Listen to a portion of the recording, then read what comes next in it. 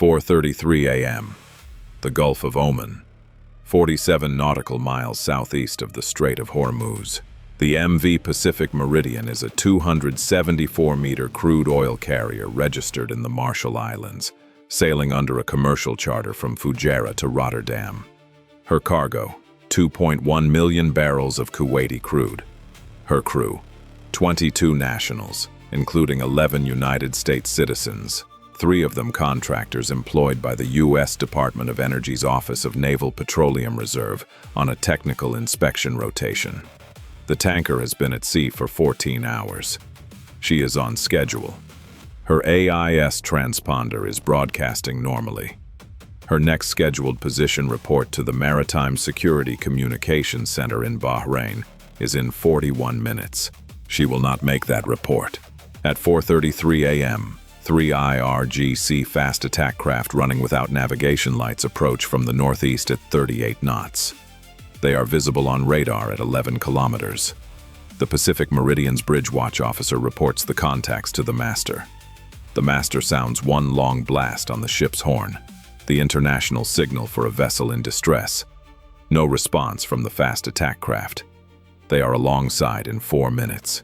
IRGC boarding teams, 12 personnel, armed in unmarked tactical gear, come over the rail on both sides simultaneously. The bridge is secured in 90 seconds.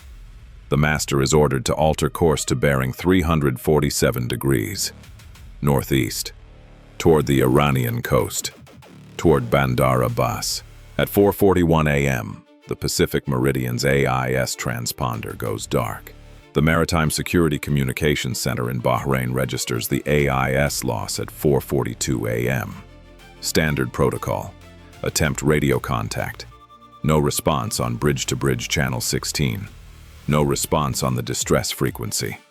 The duty watch officer flags the event as possible seizure and initiates the crisis notification chain at 4:44 a.m. The notification reaches the U.S. 5th Fleet Operations Center at NSA Bahrain at 4:46 a.m.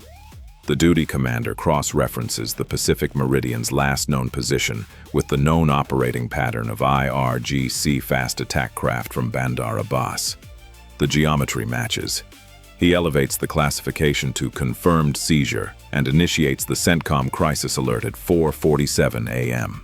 The E-2D Hawkeye on standard patrol track over the Gulf of Oman had been tracking the fast attack craft since 4:31 a.m., 2 minutes before they reached the tanker. The Hawkeye crew had logged the contacts as IRGC FAC, bearing 312, speed 38 knots, and flagged the intercept geometry with the surface track of the Pacific Meridian. When the tanker's AIS went dark at 4:42 a.m., the E-2D crew had already been watching for 7 minutes. They had a continuous track on both the tanker and the 3 fast attack craft. The Pacific Meridian was not invisible. She was the largest object on the radar picture for 40 kilometers. At 4:47 a.m., 14 minutes after the boarding, she was 31 nautical miles southeast of Bandar Abbas and closing at 11 knots. Estimated time to Iranian territorial waters, 2 hours and 41 minutes. Estimated time to Bandar Abbas Naval Facility, 4 hours and 12 minutes. That was the operational window. 4 hours and 12 minutes before the tanker was inside a port where any recovery operation became diplomatically and militarily catastrophic. Not 4 hours to plan. 4 hours to execute a plan that already existed. Operation Gulf Recover had been in CENTCOM's contingency planning library for 22 months. It had been updated 11 times.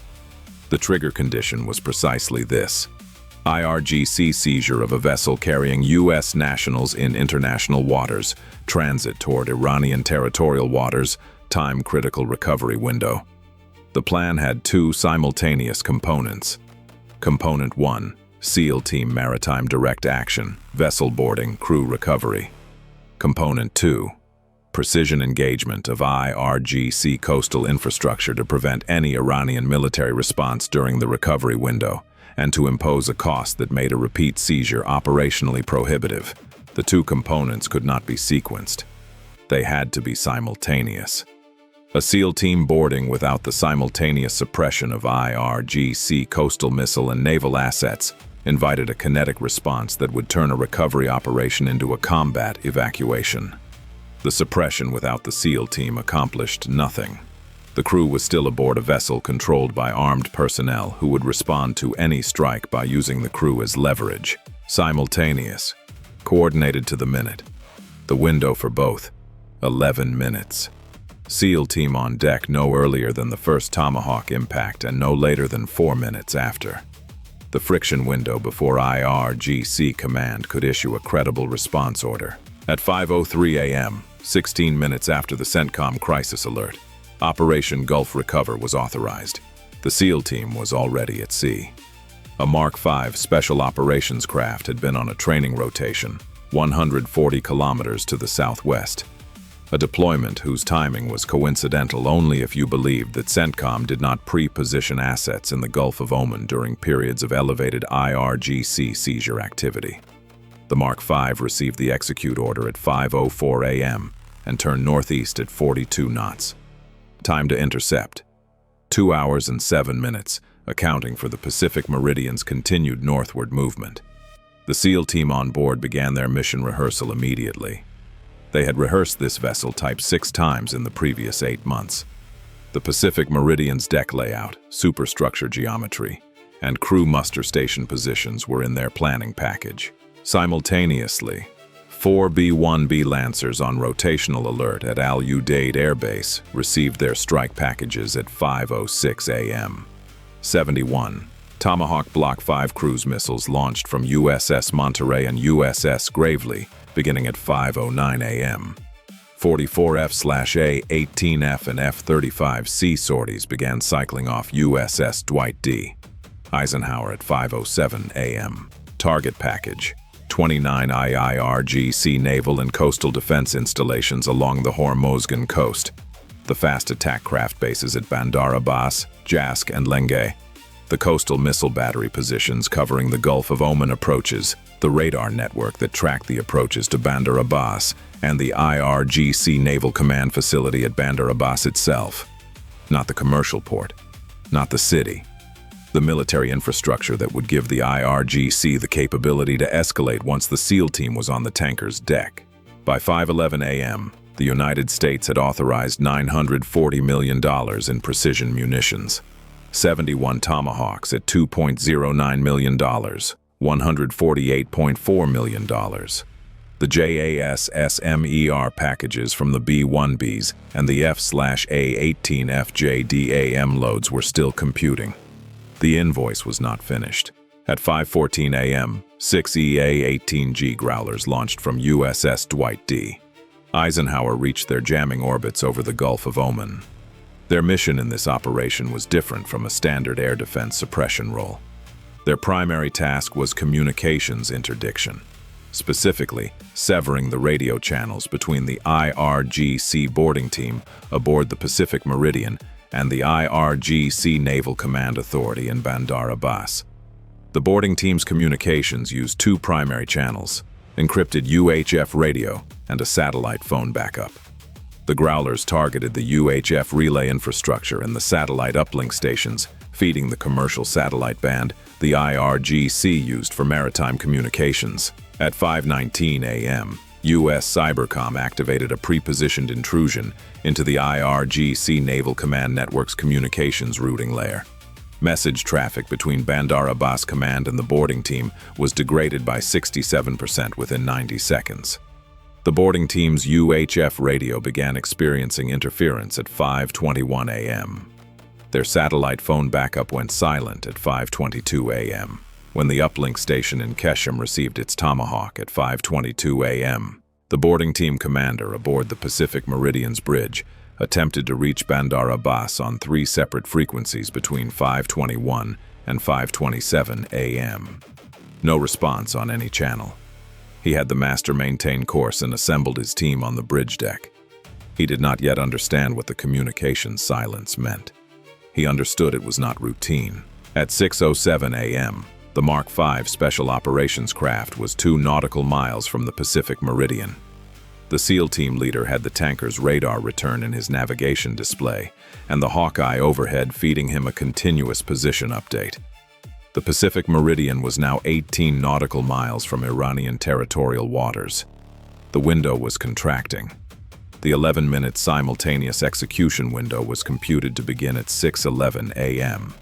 when the first Tomahawk packages reached the Bandar Abbas naval facility. At 6:09 a.m., the Mark V throttled back to minimum wake signature and began its approach from the Pacific Meridian's stern quarter, the approach bearing that placed the tanker's own superstructure between the Mark V and the bridge. The IRGC lookouts on the bridge deck had a 180-degree forward arc. The stern quarter was in shadow. At 6:11 a.m., the first Tomahawk package reached the IRGC fast attack craft base at Bandar Abbas South. The SEAL team went over the stern rail at 6:11 a.m.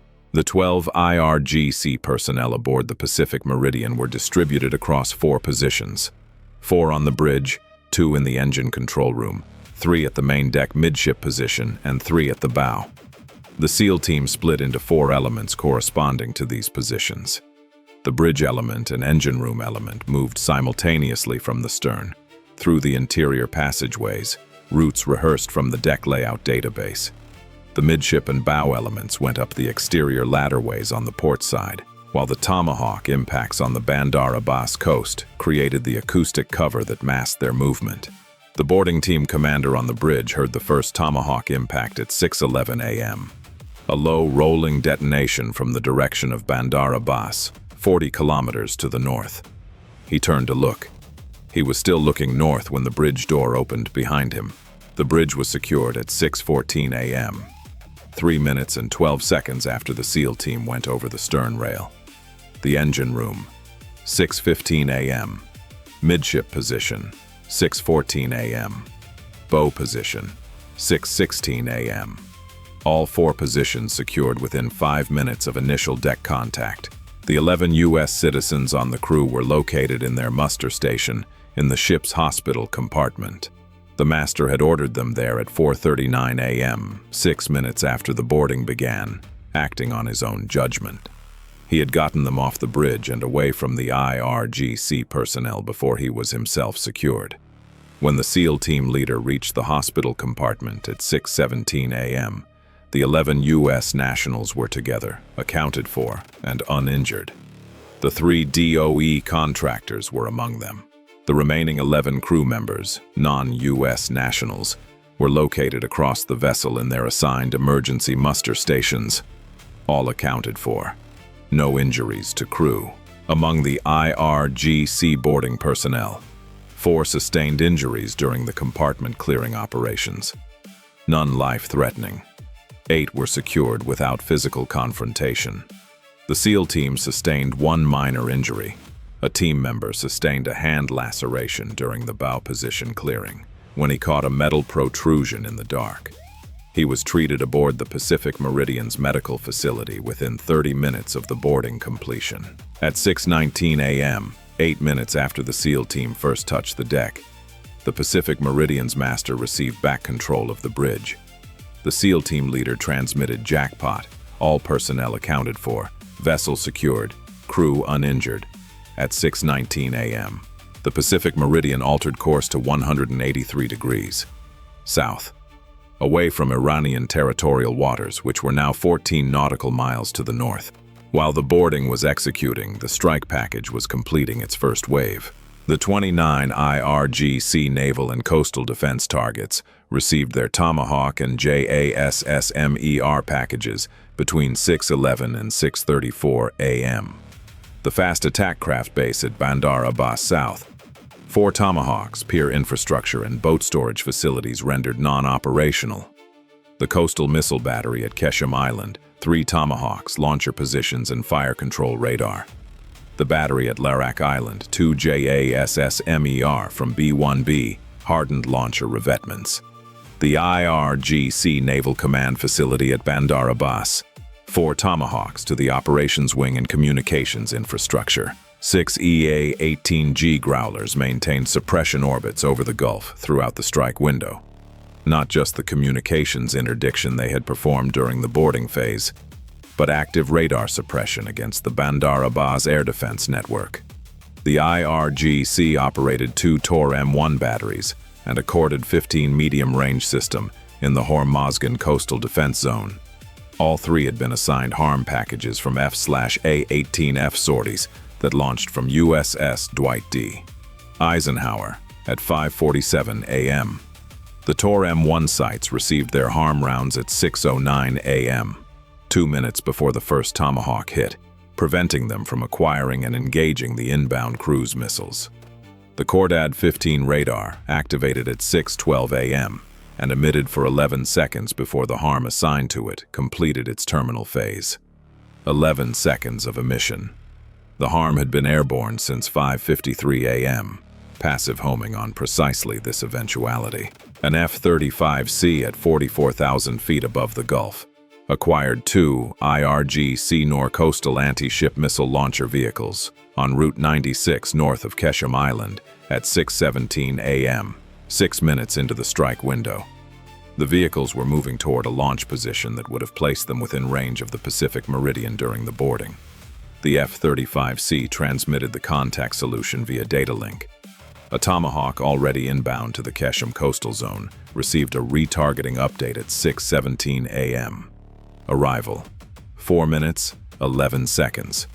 The launcher vehicles had covered 2.3 kilometers when the Tomahawk reached the position. They were still on the open road.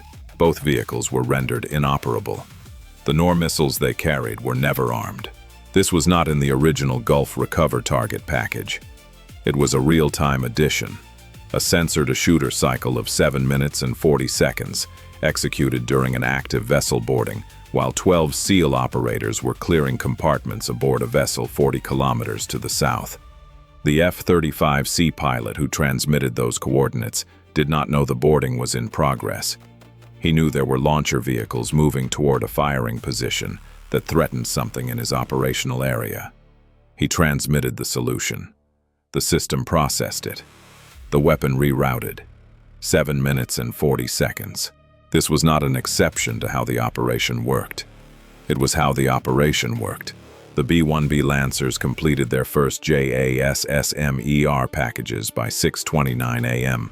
and began their egress over the Gulf of Oman. Their second packages, 12 remaining rounds each, were held in reserve pending second-wave target assessment from the battle damage evaluation cycle. Of the 24 JASSMER assigned in the first wave, 19 reached their designated aim points. 3 suffered seeker degradation in the terminal phase due to dust haze over the Hormozgan coastal zone, a weather condition that had been logged in the mission planning, but assigned a low impact probability. The 3 affected weapons activated their programmed miss-distance protocol and impacted secondary aim points. Their primary targets, hardened revetments at the Larak Island battery, were assigned to the second wave. 2 Tomahawks received mid-course guidance updates that shifted their endpoints after the F-35C sensor-to-shooter cycle identified higher priority targets. Both rerouted successfully. Both reached their updated endpoints within the strike window. The IRGC's radar network, stripped of its primary search systems by the harm packages, attempted to operate on secondary frequencies during the strike window. The Growlers adapted within 90 seconds of each frequency change. No IRGC radar maintained continuous lock on any U.S. aircraft during the entire engagement window. The B-1Bs, operating well outside the original radar coverage zone anyway, were never acquired. The desperation move came at 6:22 a.m., 11 minutes after the first Tomahawk impact.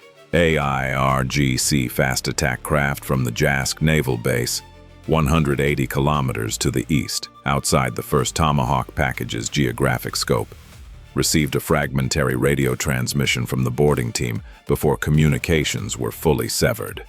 The transmission contained the Pacific Meridian's approximate position. The JASC commander launched 2 fast attack craft at maximum speed toward the tanker's last known position. P-8, a Poseidon aircraft which had been maintaining surveillance on all IRGC naval facilities since 5:03 a.m., tracked the JASC craft from the moment they cleared the harbor at 6:22 a.m. USS Gravely, repositioned to 90 kilometers east of the Pacific Meridian as part of the Gulf Recover Screen, had both contacts on her Aegis radar at 6:24 a.m. The fast attack craft were 160 kilometers from the Pacific Meridian. At 40 knots arrival time, 2 hours and 7 minutes. The Pacific Meridian needed to reach the 12 nautical mile international waters boundary to the south. At 11 knots, that was 78 minutes. She would clear Iranian territorial waters 1 hour and 29 minutes before the JAS craft could intercept her. The mathematics required no engagement. USS Gravely tracked both JAS craft continuously and maintained weapons release authorization. Both craft slowed at 6:44 a.m., apparently receiving updated communications through a surviving relay channel, and turned back toward JASC at 6:47 a.m. They were tracked to the harbor entrance. At 6:51 a.m., the Pacific Meridian crossed the 12 nautical mile line into international waters. SEAL team still aboard. Crew uninjured. Master in control of his vessel. At 7:14 a.m., a U.S. Navy MH-60R from USS Gravely landed on the Pacific Meridian's helipad. The 11 U.S. nationals were transferred first. The 3 DOE contractors were the last aboard the helicopter. The master shook hands with the SEAL team leader on the helipad before the transfer was complete. He said something. The audio record does not capture what it was. By 8 a.m., all 11 U.S. nationals were aboard USS Gravely. The Pacific Meridian continued south under her master's command with the remaining crew, escorted by the Mark V Special Operations craft, toward Fujairah. She arrived at 14:17 a.m. that afternoon. Her cargo was unaffected throughout. From the AIS loss at 4:42 a.m. to the JACKPOT transmission at 6:19 a.m. 1 hour, 37 minutes. From the Gulf Recover authorization at 5:03 a.m. to all U.S. nationals aboard USS Gravely. 3 hours, 17 minutes. U.S. nationals aboard the Pacific Meridian, 11. Recovered uninjured, 11. Non-U.S. crew members aboard, 11. All accounted for, all uninjured. SEAL team personnel losses, 0. 1 minor hand laceration sustained during bow position clearing. Treated aboard the Pacific Meridian's medical facility. Returned to duty. IRGC boarding personnel, 12. Secured, 12. 4 with minor injuries from clearing operations. IRGC naval and coastal defense installations targeted in Component 2, 29. Confirmed neutralized or significantly degraded, 24. 5 requiring reassessment, hardened bunkers at Larak Island, and a dispersed missile battery whose vehicles had displaced before weapon impact. Tomahawk and JASMR rounds expended, 71 Tomahawks, 24 JASMR. Cost of U.S. munitions, $312 million. Assessed replacement value of IRGC naval infrastructure neutralized, $2.4 billion. Exchange ratio 1 to 7.7. The IRGC had seized the Pacific Meridian because 3 U.S. government contractors aboard a commercial vessel represented leverage, a negotiating instrument that could be traded against sanctions relief, nuclear program concessions, or the release of IRGC assets held in third country courts. The seizure had been executed in 90 seconds. The planning behind it had taken 4 months. The leverage lasted 1 hour and 37 minutes. Operation Gulf Recover had been in the planning library for 22 months. It had been updated 11 times. The trigger conditions, the simultaneous execution requirement, the 11-minute window, the communications interdiction sequence, the Tomahawk packages matched to specific Bandar Abbas targets. All of it had been built before the Pacific Meridian's AIS went dark. The plan did not need to be written when the crisis arrived. It needed to execute. The 11 U.S. nationals were in the ship's hospital compartment when the SEAL team reached them because the master had put them there. He had made one decision under armed guard in the 6 minutes between the boarding and his own securing on the bridge. Get the Americans away from the IRGC personnel. It was not a heroic decision. It was a professional one. It was the right one. It made the SEAL team's job 11 minutes faster. The tanker arrived in Fujairah 14 hours after she should have. Her cargo was intact. Her crew was intact. The IRGC personnel who had come over her rail at 4:33 a.m. were in U.S. military custody. The coastal infrastructure that had supported their operation was in the CENTCOM damage assessment database. The database would be classified for 30 years. The message it contained had been delivered in 1 hour and 37 minutes on a vessel in the Gulf of Oman by a team that had rehearsed this exact scenario 6 times in the previous 8 months. The Pacific Meridian's master made his delayed position report to the Maritime Security Communications Center at 7:02 a.m. Position: international waters bearing 183, speed 11 knots, all crew safe. The duty watch officer at Bahrain, who had flagged the original AIS loss at 4:42 a.m., was still on shift. He acknowledged the report, updated the vessel's status in the tracking system, and reached for his coffee. He had been waiting for that position report for 2 hours and 20 minutes. It was the best position report he had taken in 3 years at that desk.